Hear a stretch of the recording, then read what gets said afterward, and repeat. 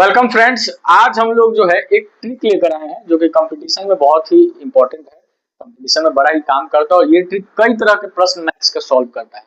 आपके सामने मैं कई प्रश्नों को बनाऊंगा, ये एकदम शॉर्टकट ट्रिक है और इस ट्रिक को हम लोग सीखेंगे वन बाई वन। कई क्वेश्चन मैं इस पे सॉल्व करूंगा। तो चलिए आपके सामने ये पहला क्वेश्चन है कि बेईमान दुकानदार वस्तु खरीदने में 20% तथा बेचने में 20% की बेईमानी करता है, तो पूरे सौदे में उसे कितने प्रतिशत का लाभ होता है।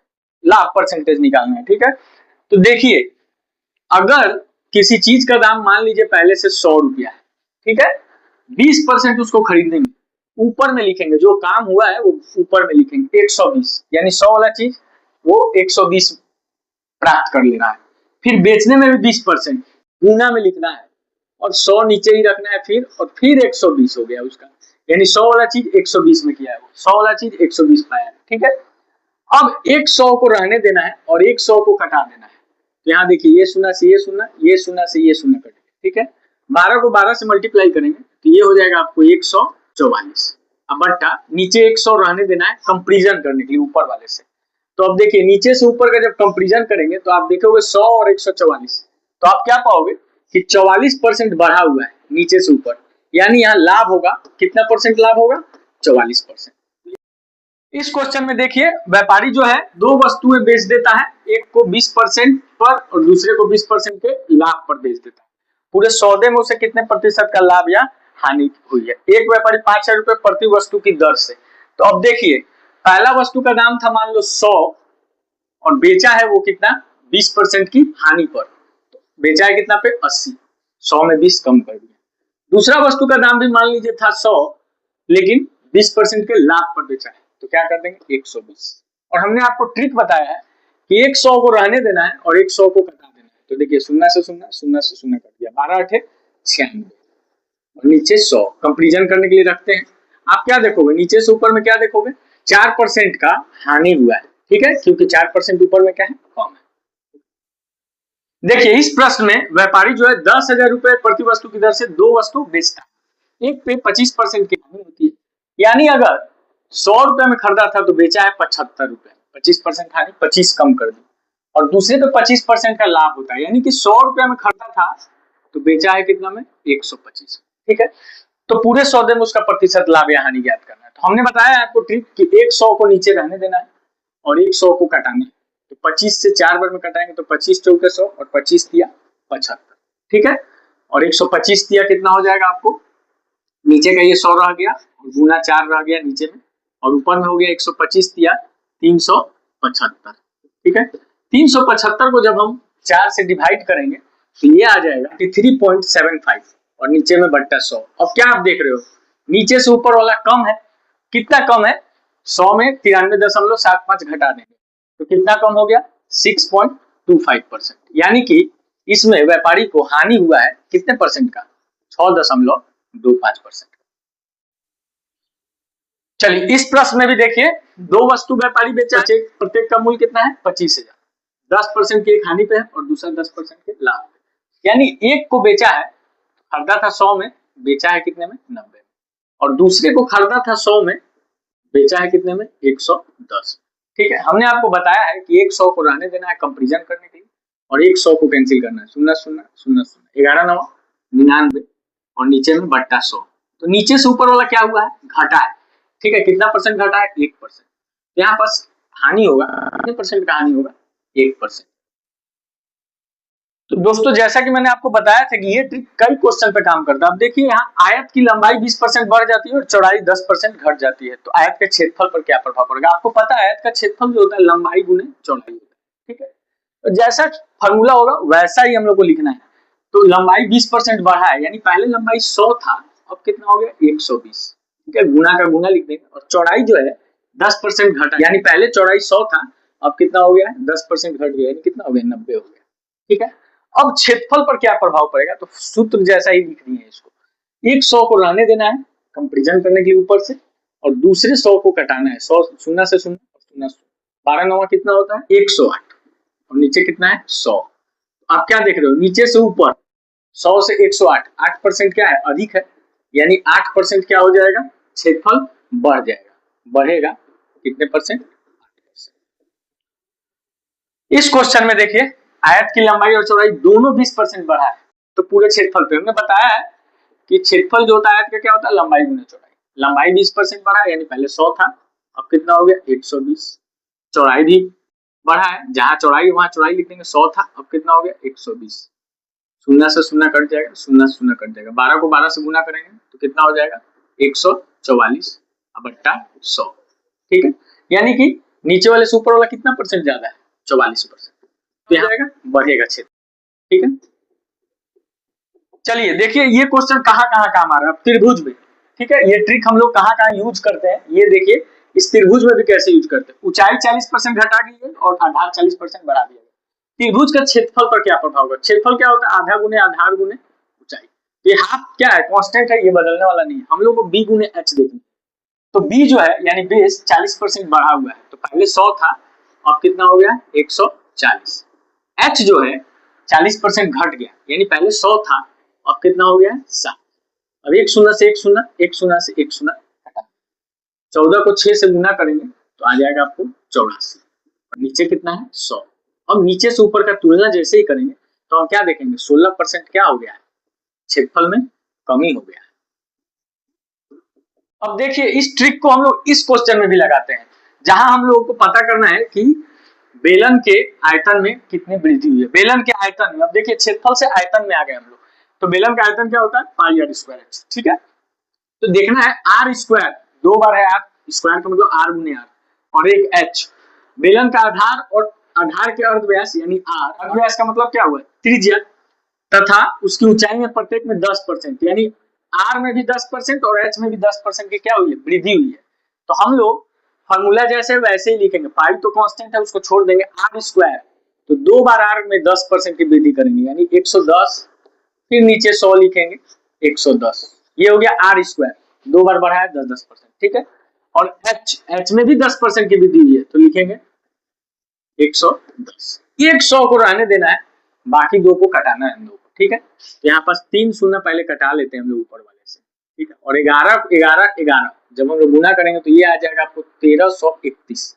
ठीक है, अब बट्टा 100 गुने 10, एक 10 के चलते क्या होगा, डेसिमल चल जाएगा उधर पीछे, तो डेसिमल चल जाएगा तो ये हो जाएगा आपको 135.1 बट्टा 100।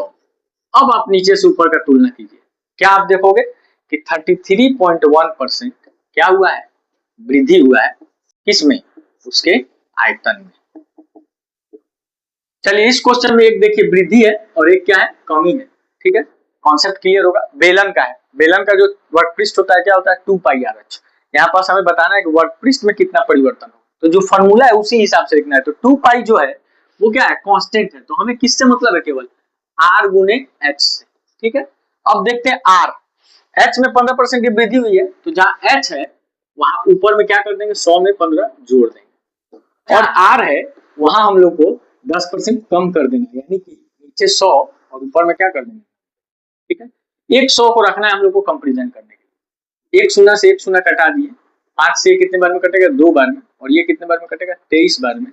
ठीक है, और 23 को 9 से गुना करेंगे 260 हो जाएगा ऊपर। ठीक है, और नीचे 100 गुने 2 है, ध्यान दीजिएगा 100 गुने 2, 100 को तो रखना ही है कंपेरिजन करने के, और 2 से जैसे ही 260 में भाग करेंगे तो ये आ जाएगा आपको 103.5 बट्टा 100। ठीक है, अब आप देखिए नीचे से ऊपर में क्या फर्क पड़ा है, 3.5% का। 3.5% जो है वो क्या हो गया है, बढ़ गया है, यानी कि वर्कपीस में कितना परिवर्तन होगा, 3.5% क्या होगा, बढ़ेगा। चलिए इस प्रश्न में देखिए हमें कह रहा है कि शंकु के आधार की त्रिज्या यानी आर, देखिए सूत्र में, और ऊंचाई दोनों में 10% का वृद्धि होता है, वृद्धि मतलब बढ़ गया। तो हम आपको बताएं कि कांस्टेंट को वैसे ही छोड़ देना, 1/3 और पाई को वैसे ही छोड़ देना, हमें केवल क्या लेना है, वेरिएबल को लेना है जो बदलता है, R square H. R square ऊंचाई में 10% की वृद्धि और त्रिज्या में भी 10% की वृद्धि है। आर स्क्वायर यानी कि दो बार लिखना है, एक बार 100 था तो कितना हो गया 110 गुने 100 था तो कितना हो गया 110, और एच 100 था कितना हो गया 110। एक 100 को रहने देना है, क्या चीज करने के लिए, कंपेरिजन करने के लिए। 1 2 1 2 शून्य नीचे से नीचे कटा दिए, एक शून्य इसका ये भी कटा दिए, 11 को 3 बार मल्टीप्लाई करेंगे हम तो आ जाएगा 1331। अब नीचे का 100 तो रहने ही देना है, लेकिन एक 10 बचा हुआ है अभी भी, ठीक है। एक 10 बचा हुआ है, तो ये जब 10 को हटाएंगे तो पीछे से क्या आ जाएगा, डेसिमल आ जाएगा, ठीक है। डेसिमल आ जाएगा तो अब हम लोग नीचे से तुलना करेंगे, यानी ऊपर क्या हो गया 133.1 बट्टा 100, ठीक है। तो नीचे से ऊपर का जब तुलना करेंगे तो क्या हो जाएगा, आपको वृद्धि दिखाई देगा। वृद्धि कितना का दिखाई देगा, 33.1%। चलिए इस सवाल में क्या है, बेलन के वर्क पृष्ठ पर, ध्यान रखिएगा जिसका भी पूछ रहा है उसका फॉर्मूला याद रहना चाहिए आपको। जैसे बेलन का वर्क पृष्ठ क्या होता है, 2πr(h), और 2πr(h) में वेरिएबल कौन है, r और h। तो r जो है आप देखिए, r में यानी अर्ध व्यास 30% कमी हुआ है, तो पहले 100 था, अब कितना हो गया 70। और h में देखिए क्या हुआ है, 20% की वृद्धि हुई, यानी पहले 100 था, अब कितना हो गया 120, ठीक है। शून्य से शून्य कटा देंगे, 12 को 7 से गुना करेंगे तो आ जाएगा आपको 84, ठीक है। और नीचे कितना है 100, तो आप क्या देखोगे, नीचे से ऊपर में आप क्या देखोगे कि 16% की क्या हो गई, कमी हो गई। चलिए जैसा कि आपको हमने बताया था, ये ट्रिक जो है कई जगह काम करता है। अब यहाँ देखिए एक संख्या है, उसमें 25% की वृद्धि कर दी गई है, और फिर जब प्राप्त हुआ है संख्या तो उसमें 25% की कमी कर दी गई है। अंतिम प्रतिशत वृद्धि या कमी क्या होगी, तो अगर संख्या मान लीजिए, हम आपको पहले ही बोले कि क्या मान लेना है 100, 25% का वृद्धि हो गया, यानी कि अब कितना हो गया 125, ठीक है। पुनः संख्या को क्या मान लेंगे 100, यही संख्या है 100, ठीक है। और अब क्या हो गया 25% कमी हो गया, यानी कि अब कितना हो गया 75, ठीक है। एक 100 को रहने देना है तुलना करने के लिए, 25 से इसको भाग करेंगे तो आ जाएगा 25 चौके 100, और इसको करेंगे तो 3 आ जाएगा। 125 से 3 को गुना करेंगे तो आ जाएगा आपको ये 375 बट्टा 100 गुने 4।